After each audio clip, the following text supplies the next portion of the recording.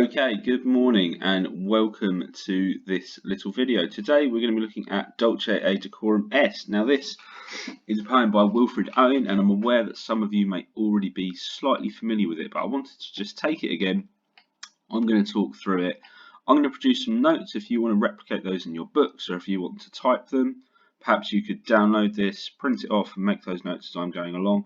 There's lots of options of how you want to do this, and if you are stuck with that, do send me any questions you have.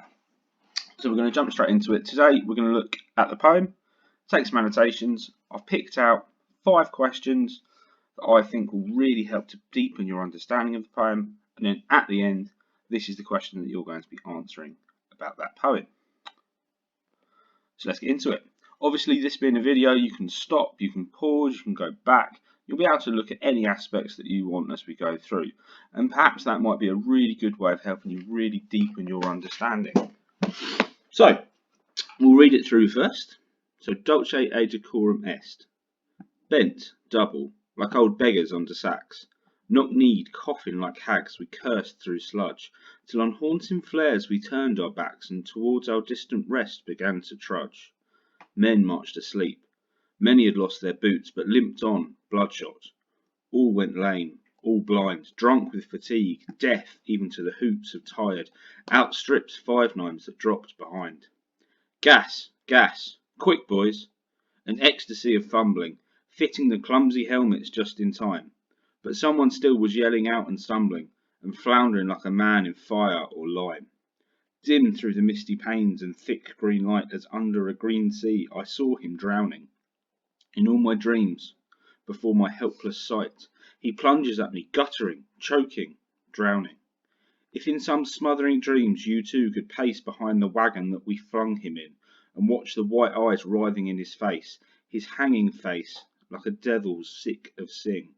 If you could hear at every jolt the blood come gargling from the froth-corrupted lungs, obscene as cancer, bitter as the cud of vile, incurable sores on innocent tongues, my friend, you would not tell me with such high zest to children ardent for some desperate glory, the old lie, Dulce Et Decorum Est pro patria mori. So that's our poem by Owen, and this takes us through a very guttural and very visceral bit of imagery around a soldier and what happened to them one day at war. So, first thing I want to do, and just to get this clear in everyone's head, Dulce Et Decorum Est. This is a phrase in Latin, and it means how sweet and noble it is to die for one's country. And here we can see Owen being disingenuous about this phrase. He doesn't see it as being sweet and noble at all. This poem has really described that horrible, terrible death of a soldier and how painful it is to see that happen.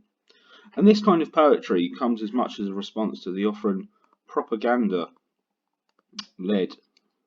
poetry of writers like Jesse Pope.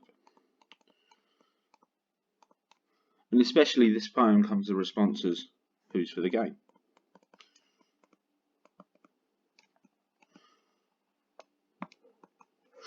So, back to the top. And I'll pick through a couple of the key images in this. Bent double like old beggars under sacks, knock-kneed, coughing like hags, we cursed through the sludge. Just like linking to the title and to that last line, we see how terrible life is for these soldiers. And on a daily basis, they're made to feel like beggars, with their packs weighing them down, and they're knock-kneed, coughing like hags.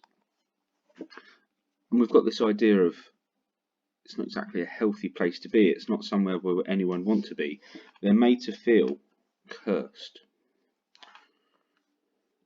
Till on the haunting flares we turned our backs, and towards our distant rest began to trudge. So in the skyline we've got the bright colours, perhaps red or green flares that are lighting up the sky. And this might be the chance that they get to finally get some rest. But they describe that rest as being distant, it's far away, and they feel like they're trudging. And maybe this is linking to that floor beneath them, that horrible open mud deep in the trenches. The men are described as marched asleep. Maybe that's feeling of this zombie-like tiredness that surrounds them. Many have lost their boots, but they limp on, bloodshot. And again, this is going into that terrible nature of war itself. They're described as being lame and blind and drunk with fatigue. And they become deaf even to the hoots of tired, outstretched 5.9s. And those 5.9s are little bombs that would whiz and whir as they fell. In stanza 2, our action changes. We've got this gas, quick boys. We can hear this overarching voice that's giving instructions. They're desperate. And that's backed up by this bit of epizeuxis in the repetition.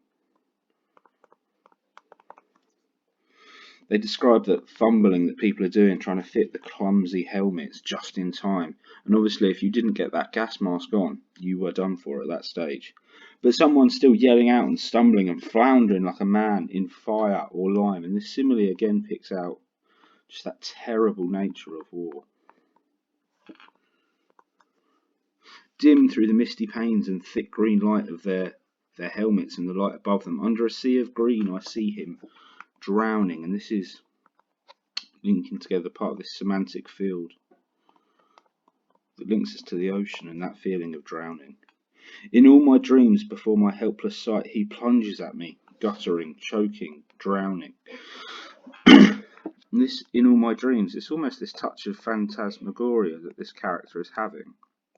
This voice is having, rather, sorry, where he's being impacted and inflicted on a basis. In some smothering dreams, you too could pace behind the wagon. And this you too could pace behind the wagon that we flung him in. We're talking directly to the reader there. And this links into the real message behind the poem of it's not sweet and noble to die for your country, it's horrible, and we don't want the people at home being brainwashed into thinking anything but. And flung is interesting as well. This reminds me of Remains, where he's placed into the truck. And I think as well this shows this complete disrespect and lack of humility and humanity for soldiers once they've died. And watch the white eyes writhing in his face, his hanging face, like a devil's sick of sin. Again, does it sound sweet and noble? I think not. If you could hear at every jolt the blood come gargling from the froth-corrupted lungs, again, does this sound like somewhere people should be, like a jolly day out, like a boys' day out where we're all going to win some medals, kill some Germans and then come back home? I think not. It's described as being obscene as cancer, bitter as the cud, vile incurable sores on innocent tongues, and all this figurative language is really directing us to understand the terror of what these soldiers see. And again, directly to the reader. To children ardent for some guestant glory, the old lie, Dulce Et Decorum Est, pro patria mori.